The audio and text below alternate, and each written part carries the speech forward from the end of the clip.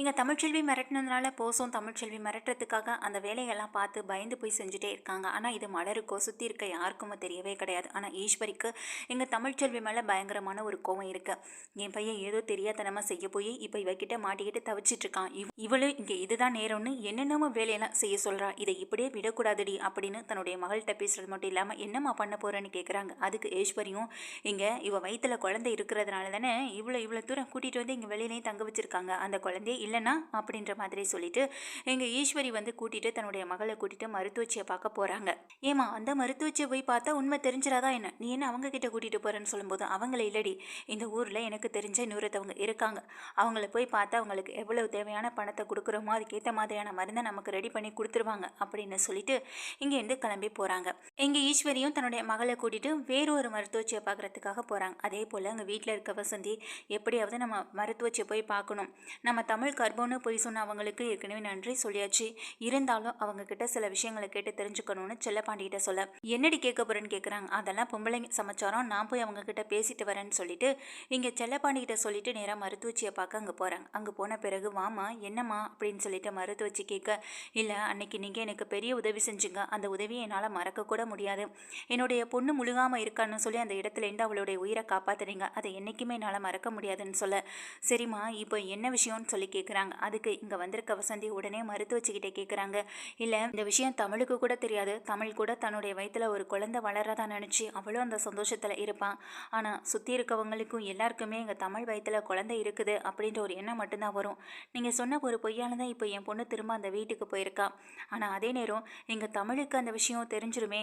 தமிழுக்கு மாதம் மாதம் குளிக்கிறது வரும் பொழுது அவளால் அதை புரிஞ்சுக்க முடியுமா என்னன்னு தெரியல, சுற்றி இருக்கவங்களுக்கு இதை தெரியப்படுத்திட்டானா அப்புறம் அவள் கர்ப்பம் இல்லைன்றது எல்லாருக்கும் தெரிஞ்சு திரும்ப தமிழ் மேலே எல்லாரும் கோவப்படுவாங்களே, இதுக்கு வேற என்னதான் வழி இருக்கு அப்படின்னு சொல்லி கேட்குறாங்க. மருத்துவச்சி உடனே சொல்றாங்க, சரி இப்போ என்ன பண்ணணும்னு சொல்றேன்னு கேட்க, இல்லை அவளுக்கு இன்னமும் குளியல் வந்திருக்கிறதுக்கு வாய்ப்பு கிடையாது, அவள் மாசமானா குளிச்சுட்டு தான் இருக்கா, ஆனால் எங்கள் கல்யாணத்துக்கு பிறகு எங்கள் தம்பியோட சேர்ந்து வாழ ஆரம்பிச்சதுக்கு பிறகு அவள் இன்னும் இந்த மாச குளியலை குளிக்க கூட இல்லை, அதனால தான் எனக்கு அவள் உண்மையிலே கர்ப்பமாக இருப்பாளோ அப்படின்ற ஒரு சந்தேகம் இருந்துகிட்டே இருக்குன்னு சொல்கிறாங்க. இதை கேட்ட எங்கள் மருத்துவச்சியும் அப்படி ஒன்று நடந்தால் ரொம்ப சந்தோஷம் தானேமான்னு சொல்லும்போது, எதுக்கும் நீங்கள் நேரில் போய் அவளை பார்த்துட்டு வர முடியுமா, என்னால் அவளை போய் பார்க்க முடியாதேன்னு சொல்லும்போது, என்னம்மா இப்படி சொல்கிறேன்னு கேட்குறாங்க. ஆமாம் எனக்காக நீங்கள் அதை மட்டும் அந்த ஒரு உதவியை மட்டும் செய்யுங்க, அவள் கையை பிடிச்சு பார்த்து அவகிட்ட எல்லாத்தையும் கேட்டு தெரிஞ்சுக்கோங்க, அவள் எப்போ கடைசியாக குளிச்சான்றதையும் கேட்டுக்கிட்டிங்கன்னா அவள் மாசமாக இருக்காளா இல்லை அதுக்கான அறிகுறி எதுவும் இருக்கான்றதை நம்ம தெரிஞ்சுக்கலாம்ல அப்படின்னு சொல்கிறாங்க. சரிம்மா எனக்குமே அந்த குடும்பத்துக்கு பொய் சொல்லிட்டு வரத்துக்கு மனசில் தான், உன் பொண்ணை காப்பாற்றணுன்ற ஒரு காரணத்துக்காக தான் இந்த பொய்யை சொன்னேன், சரிம்மா நான் போய் பார்க்குறேன்னு சொல்லி இங்கே மருத்துவச்சி நேராக அங்கே வீட்டுக்கு போகிறாங்க. வீட்டுக்கு போகிற மருத்துவச்சி அங்கே பெரிய வீட்டுக்குள்ளே போக அங்கே ஈஸ்வரி என்ன பண்ணுறாங்கன்னா இன்னொரு மருத்துவச்சியை பார்த்து இங்கே தமிழோட கர்ப்பத்தை கலைக்கிறதுக்கான மருந்தையும் வாங்கிட்டு வந்துடுறாங்க, யாருக்குமே தெரியாமல். இங்கே தெரியாமல் வந்து அந்த மருந்தை கலக்கி எடுத்துகிட்டு இருக்காங்க. அந்த நேரத்தில் மருத்துவச்சி வந்தோடனேயே இங்கே ஈஸ்வரிக்கு பயங்கரமான ஒரு அதிர்ச்சி ஆகிடுது.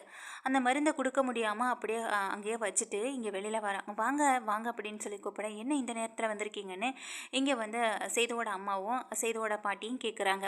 அது ஒன்றும் இல்லை இங்கே தமிழை பார்த்துட்டு போகலான்னு தான் வந்தேன், தமிழ் வயிற்றில் நல்லபடியாக குழந்தை உருவாகிருக்குல்ல, அந்த குழந்தை நல்லா இருக்கா, நாடி துடிப்பு எப்படி இருக்குன்னு திரும்ப நான் பார்ப்பேன்ல, அது உங்களுக்கு தெரியும்லன்னு சொல்லும்போது, ஆமாம் நீங்கள் பார்ப்பீங்கன்னு எங்களுக்கு நல்லாவே தெரியும், ஆனால் நாங்கள் உங்கள் இப்போ இங்கே வர சொல்லவே இல்லைன்னு சொல்கிறாங்க. என்ன இருந்தாலும் எங்கள் பொண்ணோட அம்மாவுக்கு அந்த கவலை இருக்கும்ல, அதனால தான் எங்கள் தமிழ் எப்படி இருக்கா என்ன ஏதுன்றதை அவங்களே பார்த்துட்டு வர சொன்னாங்கன்னு சொல்கிறாங்க. இதை கேட்ட எங்கள் ஈஸ்வரியும், பார்த்தீங்கல்ல அவங்க பொண்ணை அவங்க பத்திரமா பார்த்துக்கிறாங்களாமா, இதுக்கப்புறமும் அந்த பொண்ணுன்ற உரிமை எங்கேருந்து வந்ததுன்னு சொல்ல, போதும் நிறுத்தி ஈஸ்வரி, என்னதான் இங்கே 1000 பிரச்சனைகள் இருந்தாலும் அம்மா மகள் அப்படின்ற ஒரு விட்டு போயிடுமா என்ன, இங்கே சாவ தெரிந்து தான் செய்யக்கூடாத தவறுகள் எல்லாத்தையும் இந்த வீட்டில் செஞ்சுருக்கா, அதுக்காக அவளை நான் வீட்டை விட்டு அனுப்பிட்டேனா, பஞ்சாயத்தில் எங்கள் ராஜாங்க கேட்டுக்கிட்டதுக்காக தான் எங்கள் தமிழ் இங்கே வந்து இறந்துட்டுருக்கான், அதுக்காக என்ன வேணாலும் பேசலான்றத அர்த்தம் கிடையாது, நீ கொஞ்சம் அமைதியாரு, அவள் அங்கே தான் இருக்கா, நீங்கள் போய் பாருங்கம்மான்னு சொன்னதும் இங்கே மருத்துவச்சி தமிழை பார்க்குறதுக்காக வராங்க. தமிழ் அவங்கள பார்த்ததும் வாங்கம்மா அப்படின்னு சொல்லி உட்கார வைக்க, உன் உடம்பு எப்படிம்மா இருக்கு, பரவாயில்லையா, நல்லா இருக்கா அப்படின்னு கேள்வி கேட்க, நான் நல்லா தான் இருக்கேன், எனக்கு எதுவுமே பண்ணலையே அப்படின்னு சொல்கிறாங்க. சரிம்மா உன் கையை கொடு அப்படின்னு சொல்லிட்டு இங்கே கையை பிடிச்சு பார்க்குறதுக்காக வரும்போது, என்ன பாட்டி அப்படின்னு சொல்லி கேட்குறாங்க. குடுமா, இப்போ நாடி துடிப்பெல்லாம் சரியாக இருக்கா இல்லையான்னு பார்த்துட்டு போகலான்னு தான் வந்தேன்னு சொல்கிறது மட்டும் இல்லாமல், நீ கடைசியாக எப்போ குளிச்சேன்னு கேட்க, அவங்க 1 மாதம் ஆகுது அப்படின்னு சொல்கிறாங்க. இன்னும் அடுத்த மாத குளியல் உனக்கு என்ன வரலேன்னு கேட்க போது, இல்லை இல்லை பாட்டி அது எப்படி எதுவுமே வரல அப்படின்னு சொல்கிறாங்க. இதை கேட்ட அந்த மருத்துவச்சிக்கு அப்போ தான் மனசளவில் கொஞ்சம் நிறைவாகவும் சந்தோஷமாகவும் இருக்குது. கையை பிடிச்சு பார்க்குறாங்க, ஆனால் நாடி துடிப்பு இன்னும் துடிக்கவே இல்லை. இங்கே உடனே அவங்களுக்கு ஒரு சந்தேகம் இருக்குது. நீ கர்ப்பமாக இருக்குன்றது எனக்கு சந்தேகமாக தான் இருக்குது, ஆனால் உன் கையில் இன்னும் நாடி துடிப்பு வரலை. இதை நேராக ஹாஸ்பிட்டலில் போய் ஸ்கேன் பண்ணி பார்த்தா மட்டும்தான் தெரிஞ்சுக்கவும் முடியும் அப்படின்னு சொல்லிடுறாங்க. இதை இங்கே நேராக அப்பத்தாவும் அதே போல் சேதுவோட அம்மா கிட்டேயும் சொல்ல, இதை கேட்டவங்களுக்கு ரொம்ப சந்தோஷம். அது மட்டும் இல்லாமல் ஈஸ்வரி தான் கொண்டு வந்த மருந்தை அப்படியே வச்சிடறாங்க. இங்கே மருத்துவச்சி சொல்கிறத பார்த்தா குழந்தைக்கு இன்னும் நாடி துடிப்பு வரலன்னா அந்த குழந்தையே இந்த உலகத்துக்கு வரக்கூடாதுன்னு நினச்சிட்டு அதை அப்படியே தன்னுடைய துடிப்பை நிறுத்திட்டோம் அப்படின்ற மாதிரி சொல்கிறாங்க. அது மட்டும் இல்லாமல் எங்கள் அப்பத்தை கேட்குறாங்க, அன்னைக்கு நாடி துடிப்பு இருக்குது அப்படின்னு நாடி படித்து பார்த்தீங்க, இப்போ துடிப்பு இல்லைன்னு சொல்கிறீங்க, எனக்கு ரொம்ப கவலையாக இருக்குன்னு சொல்லும்போது, இல்லைம்மா எதுக்கும் ஒரு தடவை ஹாஸ்பிட்டல் போய் செக் பண்ணி பார்த்துட்டு வந்தாங்க, எதுக்கும் ஒரு தடவை ஹாஸ்பிட்டல் போயிட்டு வந்துடுங்க. சில நேரங்களில் நாடி துடிப்பு நமக்கு சரியாக கணிக்க கூட முடியாது, அப்படி கூட இருக்கலாம். ஆனாலும் இந்த மாதிரி நேரத்தில் நம்ம கொஞ்சம் கவனக்குறைவாக இருக்கக்கூடாதுன்னு சொல்ல, இங்கே உடனே கற்பனை கார் எடுத்துக்கிட்டு தமிழ்ச்செல்வியை கூட்டிகிட்டு அப்பத்தா செய்தோட அம்மா 2 பேரும் வெளியில் போக, எங்கள் ராஜாவங்க வீட்டுக்கு சாப்பிட வர்றவங்க இங்கே தன்னுடைய அம்மா பற்றியும் மனைவியை பற்றியும் கேட்க ஈஸ்வரி விஷயத்த சொல்கிறாங்க. இதை கேட்டு எங்கள் ராஜாங்கத்துக்கு மனசு ஒரு பதட்டமாக தான் இருக்குது. என்ன இருந்தாலும் எங்கள் தமிழ்ச்செல்வி வயிற்றில் வளர்றது குழந்தை இல்லையா, நம்ம வீட்டு பேர குழந்தை இல்லையா அப்படின்ற ஒரு எண்ணம் மட்டும்தான் அவங்களுக்குள்ளே ஓடுது. இங்கேருந்து ஹாஸ்பிட்டல் போகிறாங்க, செக் பண்ணி பார்க்குறாங்க, ஸ்கேன்லாம் பண்ணி பார்க்குறாங்க. அப்போ தான் இங்கே தமிழுக்கு ரொம்ப சந்தோஷமாக இருக்குது, குழந்தை நல்லா தான் இருக்குன்றது. அப்போ தான் அவங்க உறுதியாக நம்புகிறாங்க தான் ப்ரெக்னெண்ட்டாக இருக்கும் அப்படின்றது. அதே போல் தான் இங்கே கூடவே சென்னை மருத்துவச்சிக்கும் அந்த விஷயம் கன்ஃபார்ம் ஆகுது. அதாவது சில குழந்தைங்களுக்கு நாடி துடிப்பு நேரமாகி கூட வரும், அப்படினால தான் உங்களுக்கு கொஞ்ச நாள் ஆகிறதுக்கு வாய்ப்பு இருக்குது. அதனால் அதை பற்றி எதுக்கும் கவலைப்படாதீங்க, உங்கள் குழந்தை ஆரோக்கியமாக நல்லபடி பிறக்கும் அப்படின்னு எங்கள் தமிழ்ச்செல்விட்ட டாக்டரும் சொல்லிடுறாங்க. இதை கேட்ட அப்பத்தாவுக்கும் சேதுவோட அம்மாவுக்கும் ரொம்ப பெரிய சந்தோஷம். ஆனால் மருத்துவச்சிக்கு பயங்கர சந்தோஷம். நம்ம சொன்ன போய் உண்மையாயிடுச்சு நினச்சி ரொம்ப ஹாப்பியாகிறது மட்டும் இல்லாமல் உடனே வசந்திக்கு ஃபோன் பண்ணி நடந்த விஷயத்த சொல்ல, கேட்ட வசந்தி, இப்போ தான் மனசுக்கு நிறைவாக இருக்குது, நான் நினச்சபடியே நடந்துட்டு என் மனசுக்குள்ளே ஏதோ ஒரு நல்ல விஷயம் நடக்க போகுதுன்னு தோணிட்டே இருந்ததுனால தான் உங்களை பார்க்க வந்தேன். இப்போ அது எனக்கு கன்ஃபார்ம் ஆனதை நினைக்கும் போது பயங்கர சந்தோஷமாக இருக்குது அப்படின்னு நினச்சிட்டு இருக்காங்க. இப்படி இதை வீட்டில் சொல்லி சந்தோஷப்படுறது மட்டும் இல்லாமல் செல்லப்பாண்டிக்கு அப்போ தான் ஒரு உறுதியான நம்பிக்கையும் கிடைக்கிது. இனிமேல் என்னுடைய மகளை அந்த வீட்டிலேருந்து யாராலையும் எதுக்காகவும் வெளியில் அனுப்பவே முடியாது அப்படின்றத அவங்க நம்பவும் செய்கிறாங்க. இதெல்லாம் நடந்துட்டு இருக்க வீட்டுக்கு வந்த பிறகு சேதுகிட்ட விஷயத்த சொல்ல, சேது அதை ஒரு விஷயமாவே பொருட்டாவே எடுத்துக்காமல் அங்கேருந்து உள்ளே போயிடுறாரு. உள்ளே போய் இருந்துகிட்ருக்காங்க. அதோடு இங்கே ஈஸ்வரி என்ன பண்ணுறாங்கன்னா, தமிழ்ச்செல்வின்ற ஒரு ஹோட்டலை ஏற்படுத்தி கொடுத்ததே இங்கே நம்ம சேது தான் அப்படின்ற ஒரு விஷயத்தை எல்லார் முன்னாடி போட்டு உடைக்க, அது வேற இன்னொரு பிரச்சனை போயிட்டுருக்கு. இங்கே ராஜாங்கம் கூப்பிட்டு சேது வந்துட்ட இந்த விஷயத்தை நீ எப்போ பண்ணுன்னு கேட்குறாங்க. இல்லைப்பா அப்படின்ற மாதிரி சொல்ல, அதுக்கு எங்கள் சேதுவோட அம்மா சொல்கிறாங்க, என்னங்க நீங்கள் அவன் பொண்டாட்டிக்காக அப்போது பொண்டாட்டியோட அந்யோன்யமாக இருந்த காலத்தில் அவன் அவளுக்காக என்னென்னமோ செஞ்சுருக்கான். இப்போது இந்த மாதிரி விஷயத்தை பண்ணதை தமிழ் தான் தெரிஞ்சதுக்கு பிறகு நீங்கள் சேதுக்கிட்ட கோவப்படுறது ரொம்ப பெரிய தப்பு. சேது அப்படி என்ன தப்பு பண்ணிட்டான்? அவன் மனைவிக்காக அவன் செய்யணும்னு ஆசைப்பட்டதை எல்லாத்தையும் செஞ்சான், அது ஒரு குத்தமா? அவனுக்கே தெரியாம தானே அதெல்லாம் நடந்திருக்கு. இப்போ தானே இங்கே தமிழ் இப்படிப்பட்ட விஷயத்தை செஞ்சா அப்படின்ற விஷயமே வெளியில் வந்திருக்கு. இந்த நேரத்தில் நீங்கள் சேது மேலே கோவப்பட்டு சேது ஒதுக்கி வைக்கிறது மட்டும் இல்லாமல் அவனுடைய வாழ்க்கையை நீங்கள் கெடுக்குறீங்க. நீங்கள் சேதுவோட அம்மா திட்டும்போது அதுக்கு இங்கே ராஜாங்க பதில் பேச முடியாமல் இருக்கிறது மட்டும் இல்லாமல், நீ என்ன மோகனா இப்படி நீ சேதுவுக்கு சப்போர்ட் பண்ணுறியா, அவனுக்கு நீ செல்லம் கொடுக்காதன்னு சொல்கிறாங்க. நான் செல்லம் கொடுத்ததுனால அவன் எதுவுமே கெட்டு போயில, இப்போ வரைக்கும் நல்ல மகனாக தான் இந்த குடும்பத்துக்கும் நமக்குமே நல்ல மகனாக தான் இருந்துகிட்டு இருக்கான். அவன் எந்த தப்பும் பண்ணலையே.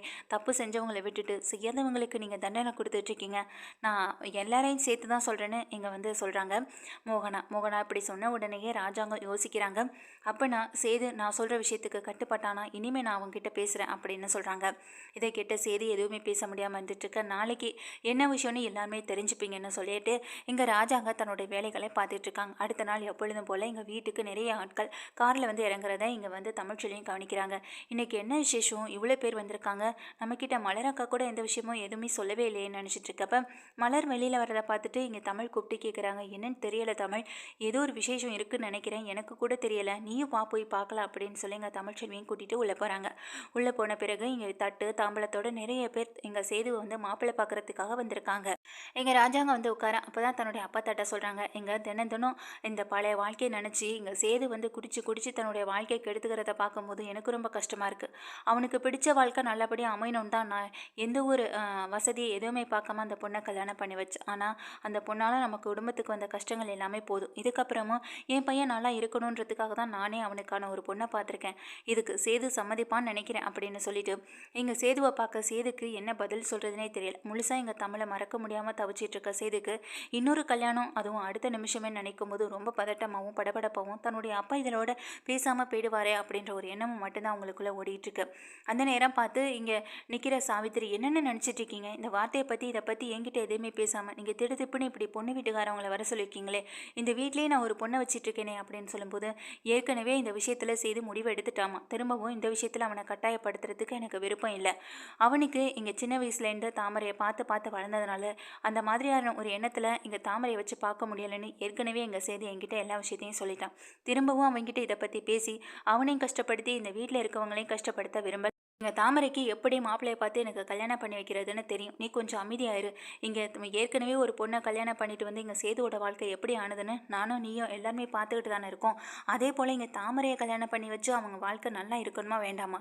நல்லா இருக்கணும்னு நினச்சா நீ கொஞ்சம் அமைதியாருன்னு சொல்லும்போது எங்கள் சாவித்திரிக்கும் தாமரைக்கும் செம்ம வெறுப்பாகுது. என்ன பேசுறதுன்னு தெரியாமல் அமைதியாக நின்றுட்டுருக்காங்க. அப்போ வந்திருக்க பொண்ணு வீட்டுக்காரவங்க எங்கள் மாப்பிள்ளையை பார்த்ததும், இங்கே மாப்பிள்ளையை பார்க்குறப்போ வாட்ட சாட்டமாக நல்லா தான் இருக்காரு, என் பொண்ணுக்கு ஏற்ற மாப்பிள்ளை தானே வந்தவங்க சொல்கிறாங்க. இங்கே பார்த்து ராஜாங்க உடனே சொல்கிறாங்க, ஆமாங்க நீங்கள் சொல்கிறதெல்லாம் சரிதான் அப்படின்ற மாதிரி சொல்லி இங்கே நல்ல விதமாக எல்லாருமே பேசிக்கிட்டு இருக்கேன். இதையெல்லாம் கேட்டுக்கிட்டு இருந்த ஒட்டு மொத்தமாக அதிர்ச்சியாக நின்றுட்டுருக்காங்க எங்கள் தாமரையும் எங்கள் தமிழ்ச்செல்வியை பார்த்து அங்கே நிற்கிற மலர்லேருந்து எல்லாருமே மோகனா அப்பத்தானு எல்லாருமே ஃபீல் பண்ணி பார்க்குறாங்க. என்னடா இதை பற்றி வீட்டில் பேசாமல் நீ பாட்டுக்கு முடிவெடுத்துட்டேன்னு சொல்ல, எனக்கு சேதுவோட வாழ்க்கையை நினச்சி நிறைய அக்கறை கவலை எல்லாமே இருக்குது. அந்த ஒரு காரணத்துக்காக தான் நான் இப்படியெல்லாம் செய்கிறேன்னு சொல்லிட்டு இருக்கப்போ அங்கே தட்டு மாற்ற போகிற நேரத்தில் எங்கள் சேது விருப்பமே இல்லைனாலும் இங்கே தன்னுடைய அப்பாவுக்காக அமைதியாக நின்றுட்டுருக்கேன். அங்கே ஓடி வந்து தமிழ் அந்த தட்டை தள்ளிவிட இதெல்லாம் பார்த்த ஈஸ்வரி செம்ம டென்ஷனாகி பார்த்துட்டே இருக்காங்க. இவளை வெளியில் அனுப்புறதுக்கு வேறு வழியே இல்லைன்னு நினச்சிட்டு இருந்தேன். ஆனால் ராஜாங்க மாமாவே இப்படி ஒரு வழி ஏற்படுத்தி கொடுத்துட்டாரு. இப்போ இவ வேற எக்ஸ்ட்ரா ஓவர் ஆக்டிங் பண்ணிட்டு இருக்கான். இதுலேருந்து இவளை வெளியில் அனுப்பிடலான்னு இங்கே ஈஸ்வரி வேற நினச்சிட்டு இருக்காங்க. இங்கே உள்ளே ஓடி வந்து தட்டி விடுற தமிழ், முதல்ல நீங்கள் யார், எதுக்கு இங்கே வந்தீங்க? இவருடைய பொண்டாட்டின்னு ஒருத்தி நான் குத்துக்கலாட்டம் இதே வீட்டில் இங்கே இருக்கும் பொழுது என் புருஷனுக்கு ரெண்டாவதாக ஒரு கல்யாணத்தை பண்ணுவாங்க, அதையும் பார்த்துட்டு அமைதியாக போடுறதுக்கு நான் ஒன்று எழுச்ச வாய் கிடையாது. முதல்ல இந்த இடத்த விட்டு காலி பண்ணுங்க அப்படின்னு சொல்ல, ஏன் என்னடி நினச்சிட்டு இருக்கோம் மனசில்? எங்கள் ராஜாங்க மாமா இவங்களெல்லாம் கூட்டிகிட்டு வந்திருக்காங்க, மரியாதை குறைவாக நடந்துக்கிறிய, உனக்கு கொஞ்சம் கூட அசிங்கமால? இந்த வீட்டு மருமக கிடையாது நீ, இந்த வீட்டு சின்ன வேலைக்காரி, அதை முதல்ல ஞாபகம் வச்சுக்கோன்னு சொல்லும்போது உடனே தான் கழுத்தில் கடந்த தாலி எடுத்து நீட்டி, இது அவர் எனக்காக என் கழுத்தில் கட்டின தாலி, என்னைய மனைவியாக ஏற்றுக்கலனாலும் பிரச்சனை இல்லை, ஆனால் என் வயிற்றில் வளர்கிற குழந்தையுமா அவங்க ஏற்றுக்காமல் போயிட்டாங்க. அப்போது என் குழந்தைக்கு இவர் தானே அப்பா, இவர் அப்பாவாக இருக்கும் பொழுது இந்த குழந்தை மேலே இவருக்கு உரிமை இருக்குல்ல, இந்த குழந்தைக்கு இவருக்கு மட்டும் இல்லை இந்த குடும்பத்தில் இருக்க எல்லாருக்கும் உரிமை இருக்குல்ல. இப்படி இருக்கப்போ குழந்தைய பற்றி கூட யோசிக்காமல் இப்படி நீங்கள் திடுதிப்புன்னு இப்படிப்பட்ட ஒரு முடிவு எடுக்கிறதுக்கான காரணம் என்னன்னு சொல்லும்போது, எந்த முடிவையும் நான் தான் எடுக்கணும், இந்த வீட்டில் நீங்கள் கிடையாது அப்படின்னு சொல்லி ராஜாங்கம் நம்ம தமிழ்ச்செல்வியை திட்டுறாங்க. தமிழ்ச்செல்வி உடனே சொல்கிறாங்க, முடிவெடுக்க வேண்டியது நீங்களாக இருக்கலாம், ஆனால் சம்மந்தப்பட்ட என்னகிட்டையும் நீங்கள் ஒரு வார்த்தை கேட்டுக்கணும் இல்லையா? அதே நேரம் இங்கே பஞ்சாயத்துன்னு கூப்பிடுறதப்போ மட்டும் அமைதியாக உட்காந்து எல்லார்கிட்டையும் எல்லா விளக்கங்களையும் கேட்குற நீங்கள் என்கிட்டையும் எந்த விளக்கத்தையும் கேட்காம நீங்கள் இவருக்கு தனியாக இன்னொரு கல்யாணம் பண்ணி வைக்கணும்னு முடிவெடுக்கிறதுக்கு உங்களுக்கு எந்த உரிமை இல்லைன்னு சொல்லும்போது, ஏய் நிறுத்தடி, என்ன உரிமை இல்லைன்னு சொல்கிறேன், எங்கள் அப்பாவுக்கு உரிமை இல்லைன்னு சொல்லியான்னு எங்கள் தமிழை வந்துட்டு ஒரே அரைஞ்சிட்றாங்க கோவத்தில் சேதம். இதெல்லாம் பார்த்து பொறுக்க முடியாத தமிழ், போதும் நிறுத்துங்க, அப்படி நான் என்ன தப்பு பண்ணிட்டேன்னு சொல்லி இந்த வீட்லேயும் சேர்த்துக்காம வெளியில் வச்சு கொடுமைப்படுத்திட்டு இருக்கீங்க. உங்கள் குழந்தைய இப்போ வயிற்றில் சுமந்துட்டு இருக்கு, அந்த எண்ணம் கூட உங்களுக்கு இல்லைல்ல? நான் படிக்கணுன்ற ஒரு ஆசையில், படிக்கணுன்ற ஒரு எண்ணத்தில், என்னுடைய வாழ்க்கை எப்படி இருக்க போகுதுன்ற ஒரு கவலையில் இப்படி திடீர்னு கல்யாணம்னு வந்து சொல்லும்போது எனக்கு என்ன தோணும்?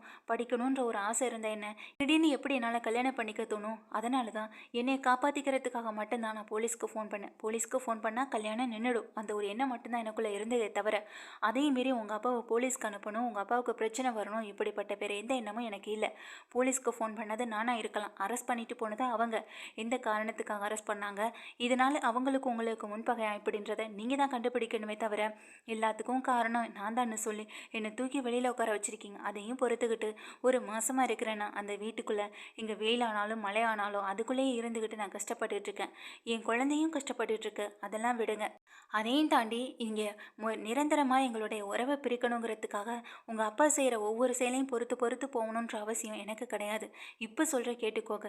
எந்த தமிழ்ச்செல்வியை நீங்கள் வெளியில் நிற்க வச்சிங்களோ, எந்த தமிழ்ச்செல்வியோட குழந்தை உங்கள் பேர குழந்தை இல்லைன்னு நீங்கள் உங்கள் வாயிலேருந்து சொன்னீங்களோ, எந்த தமிழ்ச்செல்வியோட குழந்தை இந்த குழந்தைக்கே அப்பாவாக இருக்க முடியாதுன்னு நீங்கள் சொன்னீங்களோ, அதே வாயால் திரும்ப தமிழ்ச்செல்வி தான் இந்த வீட்டு மருமக, தமிழ்ச்செல்வியோட குழந்தை தான் இந்த வீட்டுக்கு முதல் வாரிசு அப்படின்றத நானும் சொல்ல வைப்பேன் அப்படின்னு சொல்ல, என்னடி சவால் விடுறியான ஈஸ்வரி கேட்க, சவாலாகவே இருந்துட்டு போகட்டும், அது வரைக்கும் உங்கள் கண்ணில் நான் படமாட்டேன், இந்த வீட்டில் நான் இருக்க மாட்டேன் அப்படின்னு எங்கள் தமிழ்ச்செல்வி சொல்கிறாங்க. தமிழ்ச்செல்வி இப்படி சொல்கிறத கேட்டதும் இங்கே சேதுக்கே ரொம்ப அதிர்ச்சி ஆகுது. இங்கே தமிழ்ச்செல்வியை பார்த்துட்டே இருக்காங்க. எப்பவுமே பக்கத்தில் இருக்கிறதுனால தானே அவங்களோட அருமை என்னன்னு உங்களுக்கு தெரிய மாட்டுது. நான் படிக்க போகிறேன், படித்து பெரிய ஆளாவை வருவேன். அதே நேரம் இங்கே ஊருக்கு நான் திரும்ப வரும்பொழுது ஒரு டாக்டராக மட்டும்தான் வருவேன். அது வரையும் இவர் எனக்காக காத்துக்கிட்டு இருக்காரோ இல்லையோ, ஆனால் இந்த குழந்தை தன்னுடைய அப்பாவுக்காக காத்துக்கிட்டு இருக்கோம். இப்போ என் வயிற்றில் சுமந்துட்டு போகிற இந்த குழந்தை உங்களை தேடி ஒரு நாள் இங்கே வரும். அதுக்கிடையில் நான் எந்த தப்பும் பண்ணலைன்றதை நீங்களும் புரிஞ்சுப்பீங்க. எனக்காக நீங்களும் காத்துக்கிட்டுருப்பீங்க. அந்த நாள் சீக்கிரமாகவே வரும்னு சொல்லும்போது, போடி நீ என்ன நினச்சாலும் இந்த வீட்டுக்குள்ளே என்றைக்கும் காலடி எடுத்து வைக்கவே முடியாதுன்னு ஈஸ்வரி சொல்ல, கூடவே சாவித்திரி தாமரைக்கும் ரொம்ப பெரிய சந்தோஷம். இவ வீட்டை விட்டு போயிட்டானா நம்மளுக்கு பெரிய நிம்மதி அப்படின்னு நினச்சிட்டு இருக்காங்க. அப்போதான் உடனே அப்பதான் சொல்கிறாங்க, ஏண்டி இவங்க தான் இப்படி மூளைக்கட்டத்தனமாக நடந்துக்கிறாங்க பேசிக்கிறாங்கன்னா நீ எதுக்கடி இப்படியெல்லாம் பேசுகிற? இந்த வீட்டை விட்டு போகணுன்ற உரிமை உனக்கு யாரடி கொடுத்தது? நீ இங்கே தான் இருக்கணும், இதே வீட்டில் இருக்கணும். நீ என்ன நினைக்கிறியோ செய்ய, என்ன பண்ணணும்னு தோணுதோ அதெல்லாம் உன்னால் பண்ண முடியும், பண்ணு. எங்கள் ராஜாங்கம் பண்ணது தப்பு தான். என்ன இருந்தாலும் அவன் பண்ண தப்புக்கு நான் வேணா உங்ககிட்ட மன்னிப்பு கேட்டுக்கிறேன். ஆனால் அதுக்காக என் வீட்டு பேர குழந்தையையும் இப்படி வயிற்றுல சுமந்துக்கிட்டு எங்கேயோ போய் கஷ்டப்படுறதுக்கு என்னால் அனுமதிக்க முடியாது. என்னடா ராஜாங்கம் என்ன பார்த்துக்கிட்டு இருக்க அப்படின்னு சொல்லும்போது, இங்கே ராஜாங்கம் எதுவுமே பேசாமல் உள்ளே போக, இங்கே சேதுவுக்கும் எதுவுமே பேச முடியாமல் உள்ளே போக, நான் சொல்கிறத மட்டும் சரி நீ இங்கேயே இரு அப்படின்னு சொல்கிறாங்க. இல்லை பார்த்தா இதுக்கப்புறமும் இங்கே இருந்தேன்னா அது எனக்கு ரொம்ப பெரிய கஷ்டத்தை கொடுக்கும். இப்படி ஒவ்வொரு நாளும் ஏதாவது ஒரு கஷ்டத்தை சந்திச்சுட்டு நான் இதே வீட்டில் இருக்கிறதுக்கு பதிலாக பேசாமல் நான் வெளியில் போய் தங்கிக்கிறேன் அப்பத்தா அப்படின்னு சொல்லிட்டு இங்கேருந்து கிளம்புறாங்க பையை தூக்கிக்கிட்டு. எங்கள் அப்பத்தா மலர்னு சொல்லிட்டு இரு தமிழ்னு சொல்லும்போது, என்னைக்கு இவராக என்னை புரிஞ்சுக்கிட்டு தேடி வராரோ அன்னைக்கு தான் இவருடைய மனைவின்ற அந்தஸ்து எனக்கு கிடைக்கும், இந்த குழந்தைக்கு அப்பான்ற அந்தஸ்து அவருக்கு கிடைக்கும். அது வரைக்கும் அவரை நான் பார்க்க போகிறதில்ல, பேச போகிறதில்ல, அவருக்காக நான் யோசிக்க போகிறதும் கிடையாது. இனிமேல் என் குழந்தைய பற்றின யோசனைகளும் குழந்தைய பற்றின எண்ணங்களும் என்னுடைய படிப்பை பற்றின யோசனைகள் மட்டும்தான் எனக்குள்ளே ஓடிட்டுருக்கும். அது வரைக்கும் இவங்க முகத்தில் யார் முகத்துலையும் நான் முழிக்க போகிறது கிடையாது. என்னைக்கு நான் தப்பு பண்ணலைன்னு நினைக்கிறாரோ அன்னைக்கு தேடி வரட்டும் அப்பத்தா அப்படின்னு சொல்லிட்டு இங்கே வீராபா பேசிட்டு தமிழ் வந்து பெட்டி படுக்கையெல்லாம் தூக்கிட்டு வெளியில் போகிறத ரொம்ப ரசித்து ஈஸ்வரியும் பார்த்துக்கிட்டு இருக்க தாமரை அப்புறம் சாவித்திரினி இவங்களும் பார்த்துட்டே இருக்காங்க. அங்கே வெளியில் போனால் எங்கள் தமிழ் இவங்களெல்லாம் பார்த்து சிரித்தபடி, கண்டிப்பாக இந்த வீட்டில் நான் இருக்கிற வரைக்கும் என் குழந்தைக்கு உங்களால் ஆபத்து வந்துக்கிட்டே இருக்கும். வெளியில் போனாலாவது நிம்மதியாக நான் படித்த மாதிரி இருக்கும், என் குழந்தைய உங்ககிட்டேன்ட்டு காப்பாற்றின மாதிரி இருக்கும். குழந்தைய வயிற்றுலே அழிக்கிறதுக்காக வாங்கிட்டு வந்த மருந்தை பற்றி எனக்கு தெரியாதுன்னு நினச்சிட்டு தானே இங்கே இவ்வளோ நாள் இருந்துட்டுருக்கீங்க. ஆனால் நீங்கள் வாங்கிட்டு வந்ததும் தெரியும், அந்த மருந்தை எனக்கு கலந்து கொடுக்க பார்த்ததும் தெரியும். எல்லாத்தையுமே மருத்துவச்சி என்கிட்ட வந்து சொல்லிட்டாங்க.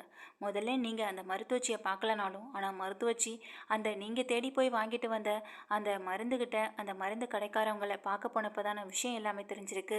மொத்த விஷயத்தையும் என்கிட்ட வந்து சொல்லிட்டாங்க. வீட்டில் இருந்தால் உன் குழந்தைக்கும் உன் உயிருக்கும் ஆபத்து, இந்த வீட்டை விட்டு போகணும் அந்த அப்பத்தா சொன்னதுனால தான் நானே இப்போ இங்கேருந்து கிளம்புறேன். அது மட்டும் இல்லாமல் இங்கேருந்து போகிறது இன்னொரு வகையில் எனக்கு நல்லது தான். பக்கத்திலே இருந்தால் என்னுடைய அருமை இவருக்கு தெரிய போகிறதே கிடையாது. தூரமாக இருந்தாலாவது நான் தப்பு பண்ணியிருக்க மாட்டேன்றதை புரிஞ்சு என்னை தேடி வரட்டும். அது வரைக்கும் நான் என் குழந்தைங்க இவர் கண்ணில் படவே மாட்டோன்னு சொல்லி எங்கள் தமிழ்ச்செல்வி ரொம்ப சிந்தனையோடையும் வீராப்போடையும் அந்த வீட்டை விட்டு கிளம்புறாங்க. இதையெல்லாம் பார்த்தா எங்கள் ஈஸ்வரிக்கு தான் மிகப்பெரிய ஆப்பாவும் அமைய போகுது. எங்கள் தமிழ்ச்செல்வி போடுற திட்டம் எதுவுமே அவங்களுக்கு புரியலைனாலும் இங்கே நம்ம ஏதாவது பேசி இங்கே சேதோட மனசை மாற்றலான்ற ஒரு எண்ணம் மட்டும்தான் அவங்களுக்குள்ளே ஓடிட்டுருக்கு. ஆனால் இங்கே யார் என்ன பேசினாலும் சேதோட எண்ணம் மாறுற மாதிரி கிடையாது. ஏன்னா தமிழ்ச்செல்வி போன கவலையில் தான் அவங்க மாடியில் போய் உட்காந்துருக்காங்க. இங்கே பக்கத்தில் இருந்த வரையும் அவளை பற்றின யோசிக்கலை. ஆனால் இப்போ நம்மளை விட்டு போகிறேன்னு முடிவெடுத்து போகும்போது தான் அவளை பற்றின சிந்தனைகள் நமக்கு அதிகமாக வருதே ஏன் அப்படின்ற மாதிரியான குழப்பத்தில் தான் எங்கள் சேதுவும் உட்காந்துருக்காங்க.